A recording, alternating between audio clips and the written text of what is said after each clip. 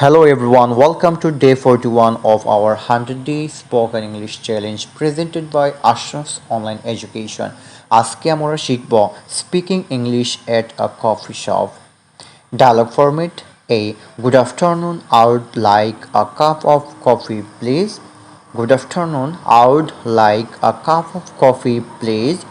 শুভ অপরাহ্ন, আমি একটা কফি নিতে চাই দয়া করে। V. Sure. Would you like it hot or iced? Sure. Would you like it hot or iced? অবশ্যই। আপনি কি গরম নেবেন না বরফ দেওয়া? A. Hot please and can I get a muffin with that? Hot please and can I get a muffin with that?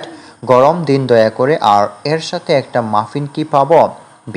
Of course anything else? Of course anything else? অবশ্যই আর কিছু লাগবে? A.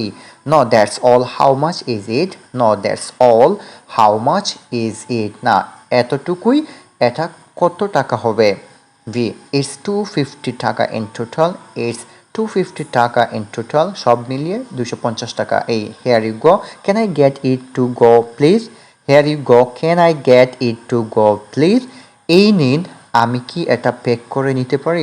B. Certainly it will be ready in a moment. Certainly it will be ready in a moment. অবশ্যই এটা 1 মিনিটের মধ্যে ready হয়ে যাবে। Thank you for watching. Practice this dialogue aloud and visit a coffee shop with confidence. Stay connected with Ashraf's online education for more real life English conversations. See you in the next video.